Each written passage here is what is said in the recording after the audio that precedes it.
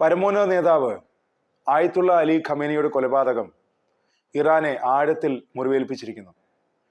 കനത്ത തിരിച്ചടി നൽകി മുന്നോട്ടു പോകുമെന്നാണ് ഇറാന്റെ പ്രഖ്യാപനം. ഖമേനി കൊല്ലപ്പെട്ടതിന് പിന്നാലെ ഇറാൻ പ്രതികാരത്തിന്റെ പതാക ഉയർത്തി.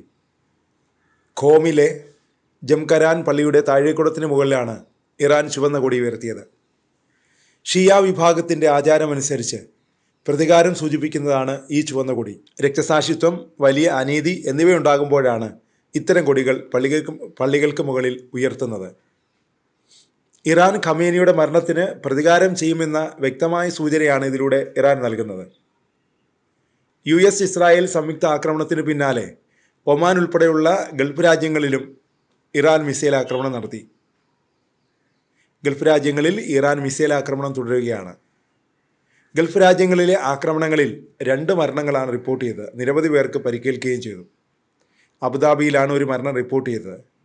മിസൈൽ ഷെൽ പതിച്ച് പാകിസ്ഥാൻ പൗരനാണ് കൊല്ലപ്പെട്ടത്.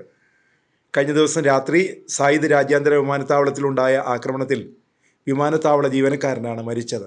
ദുബായ് രാജ്യാന്തര വിമാനത്താവളത്തിന് നേരെയും ആക്രമണമുണ്ടായി. ടെർമിനൽ 3-ലാണ് ശനിയാഴ്ച രാത്രിയും ഞായറാഴ്ച പുലർച്ചെയും ആക്രമണമുണ്ടായത്. ആക്രമണത്തിൽ ആളപായം റിപ്പോർട്ട് ചെയ്തിട്ടില്ല. വിമാനത്താവളങ്ങളുടെ പ്രവർത്തനം പൂർണ്ണമായി നിർത്തി.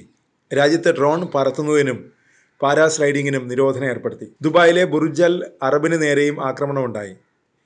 മിസൈൽ ഭാഗങ്ങൾ പതിച്ച് ഹോട്ടലിന് കേടുപാടുകൾ സംഭവിച്ചു. ദുബായിലെ ജബൽ അലി തുറമുഖവും ആക്രമിക്കപ്പെട്ടു.